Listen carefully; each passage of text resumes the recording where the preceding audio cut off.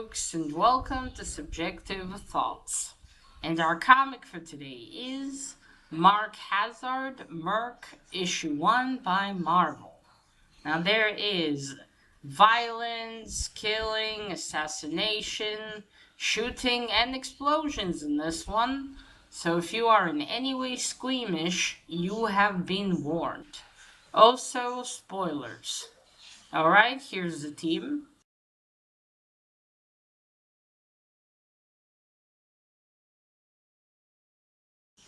So, this is one I got from my friend Andrew.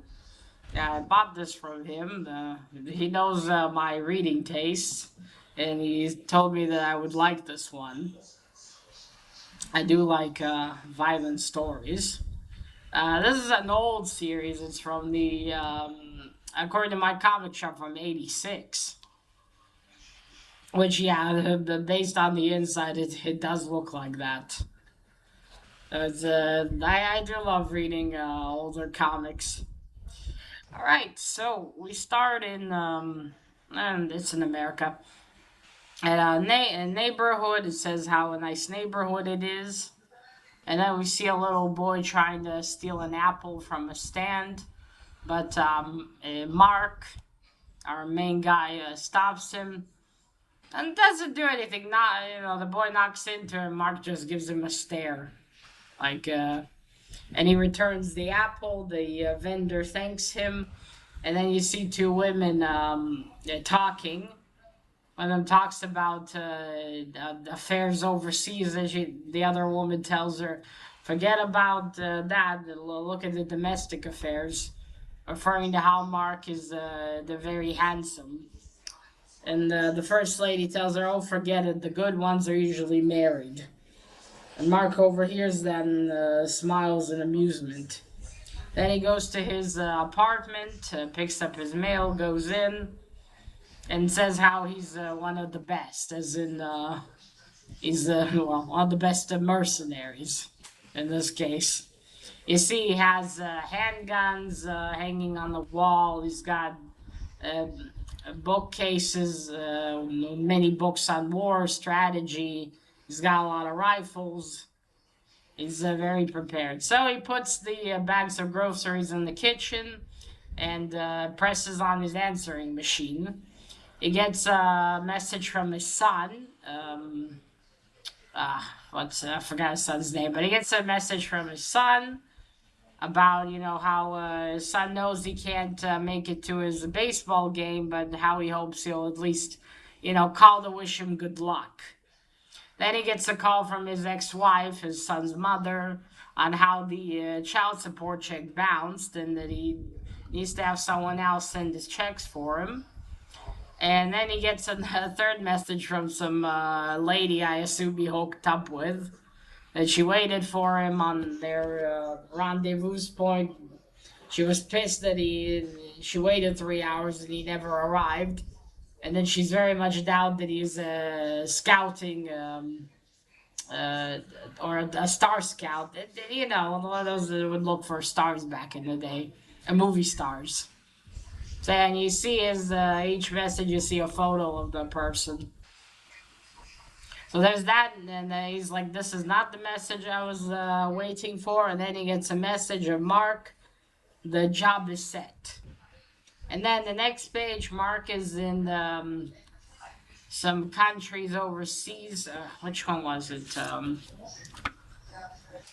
Anyway, he's been hired, him and his friend Mal, to go and kill the dictator there, so the rebel leader can take control of the place, become the next president. There, the South Pacific. There we go. So we see the dictator with his wife in his office. But before that, Merc is with Mel. They're way outside of the mansion where the president lives, and he's like, "Okay, we need to get in there." Mel is setting off explosives. He's the explosives guy, the specialist for that, I take it. So they get in. They hear the president talking to his wife. He says how they already executed 3 more soldiers and took their and he took the ring from one of them. Yeah, executed more well, traitors in their eyes. And his wife talks about how she's concerned for their daughter because they kept her so sheltered that, what's going to happen to her if they get killed. And he says, oh, no, nothing's going to happen to us. And then Mark comes in and says, wrong. And Mark just tells him, okay, you need to come outside now slowly. I was hired to take you out there alive or dead or alive, basically. And the president's like, okay, relax, let's talk, my friend. And that's a signal, actually, for his wife to pull out a gun and kill Mark. Mark knows this. She has like this little pistol. And before she can kill him, Mark kills her. And he says, well, wasn't that a shame? Just come quietly. And the president complains, all this time I spent training her all for nothing. She was still too slow to protect me. So, that he pulls out not a sword, but I'll show you later, a weapon from the wall. Tries to attack Mark, but Mark kills him. He throws a dagger into his heart. Now, slightly before that, their daughter is in her room and she hears the noise. She hears her father yelling. And that seems strange to her. So she goes there. One moment. Sorry about that. I am back. Okay. So yes, the daughter approaches her dad's office, and she does have time to see like the dagger through the door, and her dad's already dead. She's like, "What's that?" And then she opens the door and she sees Mark, and she's like, she tries to but anyway, she runs. Runs away screaming. Her dad is like, well, where's Dad? Where's Poppy, as she calls him here. So that's it. She runs off. The leader of the rebels arrives. He's sitting in the office with Mark and Mel and tells them, good job, gentlemen. You've done what we couldn't do in 2 years. And 2 years they've been trying to kill the president. And he says, and he's trying on rings from the president's box. He said, oh, this one's going to look great on my wife. So then he tells them, well, that's it. Now I'm going to be, basically one dictator has been killed and this is just going to be another dictator. Because he's all like, we're not going to do elections immediately. The people are too stupid.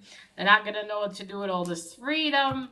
I'm going to be the president for a year or two. And then, of course, I'll step down. And then he pulls out a ring. He's like, and this one's for my... this one's going to look good on me. He tries on a ring with a big rock. So that's it with them. Mark and Mel exit the room. They go down the hallway. And they see 2 soldiers arguing with the holding a coin. So they captured the former president's daughter. She's held up in her room.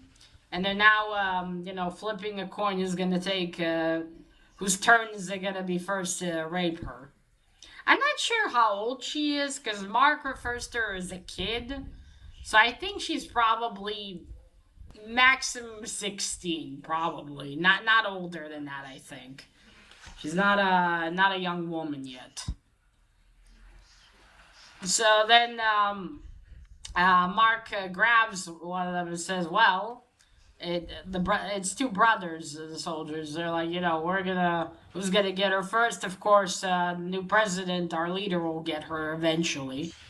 And then Mark says, no need. Me and my friend Mel are gonna have her first. I'm gonna have her first, then my friend, then you.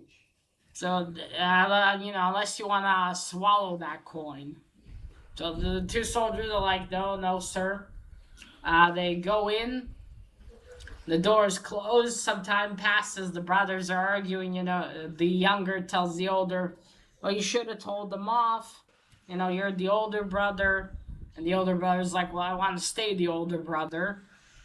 And then he says, "Oh, just be quiet." And then the younger says, "It has been awfully quiet." So they go into the room, and they're gone. Mark, Mel, and the president's daughter are all gone. And they're like, "Oh, we're dead now." But one of them says, "Oh, well, there's more of our soldiers everywhere. They're not gonna get away." And then you see outside 3 soldiers knocked out. Then we got Mark running with the former president's daughter.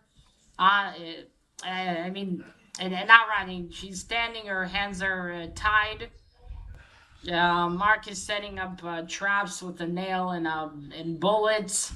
Mel has run in a different direction, setting up traps of his own. They're gonna rendezvous at the helicopter. As a third man, called Treetop, he's waiting for them. So the daughter starts to call Mark names, you American pig. And you Americans, you all just wanna take over all the countries. And again, she grew up very sheltered. And well, now she's an orphan. And when Mark sees her running into the office, he feels really sad for her. She said, "Well, let me go. I saw how your friend was looking at me." And Mark's like, "Don't flatter yourself. You're not his type. Or don't kid yourself. You're not his type." So then he releases her and starts dragging her towards the helicopter, or the rendezvous point. Meanwhile, in the rendezvous point, Treetop is there. He sees that soldiers are approaching on a jeep towards him, with starting to shoot, and he realizes, "Oh, Mark must have done something." It looks like this is not a new thing for Mark to do something like this. All right, and then and Treetop starts shooting at them. He takes out the guy with the rocket launcher first. Then they turn the car towards him with the part where the tank is, and he's like, "These stupid idiots." But then Mel is almost at the rendezvous point. He sees that and he shoots a fire flare at them, and the jeep bursts in flames. All those bastards are probably dead. Meanwhile, Mark continues to lead the former president's daughter, and we get a bit about his past. He was in like a high place in the military, or a high sort of unit, but then he, for some reason, decided to quit, to leave that and join to go on a tour in Vietnam. And you see both of his parents are extremely disappointed in him. His father is also someone high in the military, and for some reason this news disappoints them, and they tell him to leave. So yeah, something. So Mark has been disappointing people his whole life, it seems. His parents, then his ex-wife, his son. Mark thinks about that. And we continue. They keep going. The daughter keeps insulting him, and he tells her, "You don't understand. Was I this stupid your age?" Until finally they reach the rendezvous point. He sees that Treetop is shooting. Along the way before that, the traps that he said and that Mel said worked. So also then we get another flashback from Mark's life. It's some years later. Oh, and a little bit about his time in the army. He did 3 tours in Vietnam. He, he ran around looking for the VCs, being, constantly working with death looming. Just him and death there. So that's why. So that's how he's been. So that's what he's done in his time in the war since.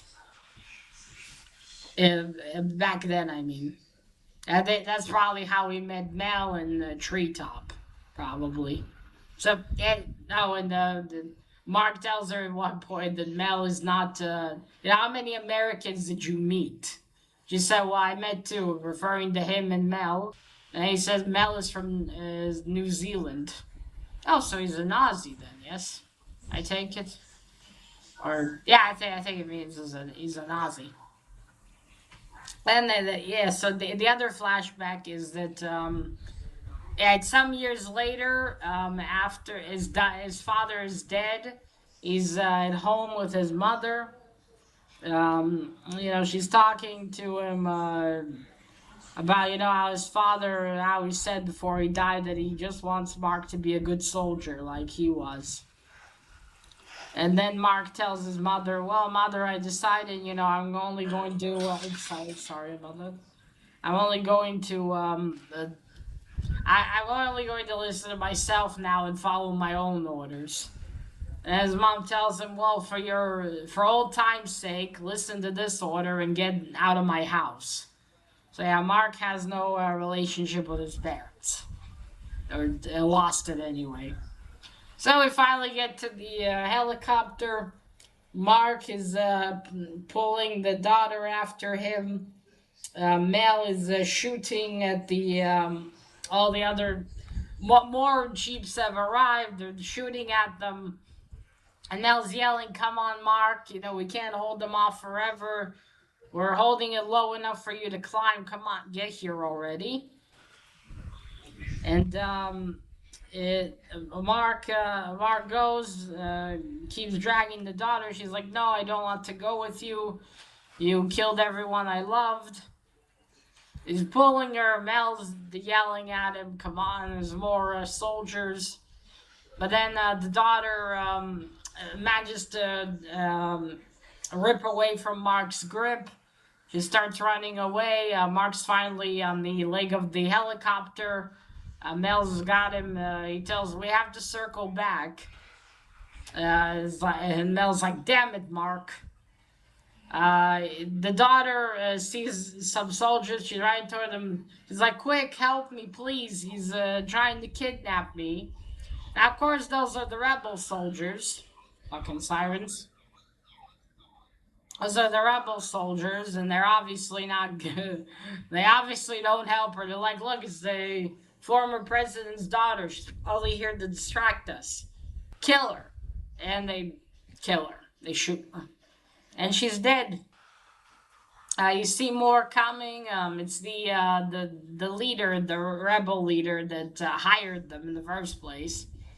But they kill him, Mark and his two buddies.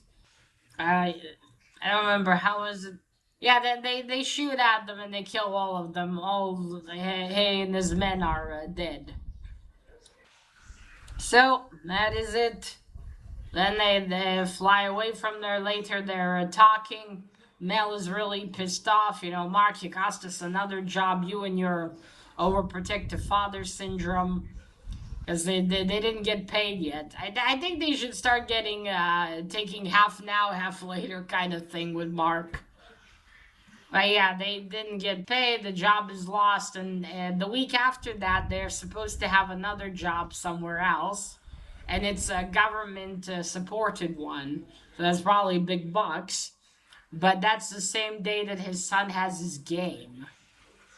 So again, he really pisses off Mel, and he tells Mel, "Why don't you just, do this thing without me?" Sorry. And Mel says, "I might just." Then again, a little bit later, you got Mark going to the front of the copter, talking to Treetop. Treetop tells him, "He's right, Mark."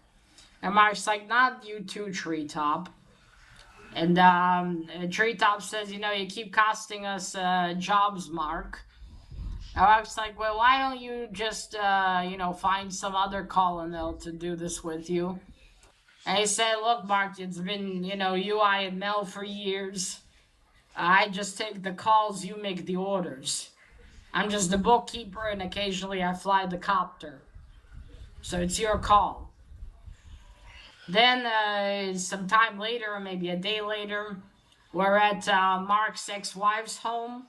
Her son answers the phone and he's like, Father, Father who? And he's like, Dad. And he yells it out, and his mom, she's in the middle of knitting, and she pokes herself from, shock. And the kid is so, thrilled and excited. He's like, Dad, it's mom. I mean, Mom, it's Dad. And he's like, no, no, of course you don't, Dad. No, that's great. And after the conversation, he goes to his mom and said, Mom, Dad's going to come to my baseball game. And she's like, oh, that's great. Ah, Sammy. His name's Sammy. But, from the way he talked, I thought he wouldn't. And he said, no, Dad said, that he hopes that he never, because Sammy tells him, no, you never do. You never disappoint me. And so Sammy's all happy, and he says, well, Mom, I'm going to go and get a practice game in. Dad's going to come watch me. So Mom puts away the knitting, and then she takes a picture. It's the three, and then she takes a photo from maybe the table, and she says, oh, Mark, you have the most rotten timing. I'm finally 2 years happily remarried. Sammy was finally starting to consider my husband a supportive figure, and now you decide to stop disappointing people. And you see it's the family photo of her, Mark, and Sammy. And that is it. That's how the first issue ends. All right. So cover, a very cool cover. I love the shooting there. Mark looks really savage here. Though he does have a bit more hair than is drawn here in the comic itself. Let me show you some art. Gotta be careful though, these are a little older. Or this is a little older. You see there's Mark. I kind of, for some reason, thought he might be Russian in the beginning or something. Just because, blue-eyed, blonde. And then he got all these books. And you see there's his apartment. And he got his books, his weapons. So that's his son, Sammy.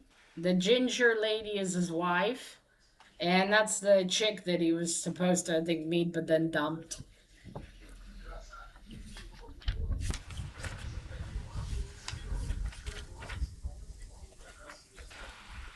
There's the president.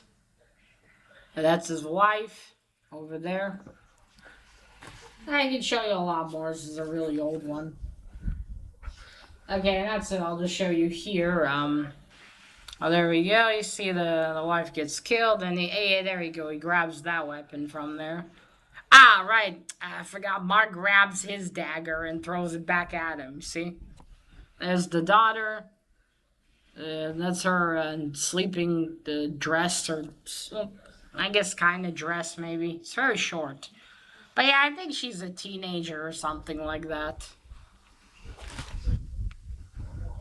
And you can see there's a lot of violence here, which is exactly what I like. So you see the guy's already, you see he's got that look of, yeah, I'll quit in 2 years. I'll let the people vote. Of course you will. That's Mel. There you go. Oh yeah, I forgot the Mark tells them, so they don't tell the leader's wife. They better let them have a turn first. So the art style is very good, detailed, looks nice. Colors are pretty good as well. Okay, and now for the story. So this is not what I expected. I think from the covers, I kind of thought it would be, Mark's like this ruthless assassin, or, sorry. He's this ruthless mercenary, and he just takes jobs and he just kills people, and that would be, what the series is about. That he's just this high-class mercenary. I didn't think, he'd have a family and all these other problems, and would have such a conflict with his, like here, he killed this young teenage parents, yet he still wanted to try to save her. even though, he's the one that got paid to murder her father. And, well, tried to save her, but it ended up failing and also costing them the job. So you see, he's a lot more of a complex character than I thought he would be. Because he has got the whole history with why did he decide to leave that unit that he was in. That, it all began with him disappointing his parents, but, why did he leave? Did he not feel that he fit in there? Was something, what made him leave? What made him be, I suppose, a more regular soldier and then disappointing his father? What happened later? Why did he and his wife divorce? Why did he all of a sudden decided he needs to, change everything? Him starting with telling his son that he would come to his baseball game. So yeah, it's all very interesting and very violent. So yeah, there's still all the violence, but Mark is a lot more interesting than I thought it would be. So I do hope it opens up more about his past and to find out really how this whole started. Why did he leave that, fancy unit of his? How did he, come to meet Mel and Treetop? How did they get into this business together of getting jobs and, well, killing people, basically? Because all that aside, Mark is still a mercenary. And I feel like it's going to be a nice, interesting series. I do have the whole thing, so I will at least get to find out how Mark's stories ends. So I'm quite happy about that. As I feel like I'm really going to enjoy this one. The first issue was great. You got a bit about Mark's character. There's action, violence, explosions, death. Fantastic. Exactly my kind of thing. Well, my friend Andrew knows me very well. He knows what kind of series I would like. So that is it, folks. Let me know if you've read Mark Hazzard, Merc, back then or even recently. What did you think about it? Did you like the character? Did you like the stories? No spoilers, of course. And yeah, if you like stories with violence, with mercenaries, I think this will be right up your alley. Very cool. Alright, folks, so that is it. Remember, collect what you're passionate about and share it on YouTube. Bye!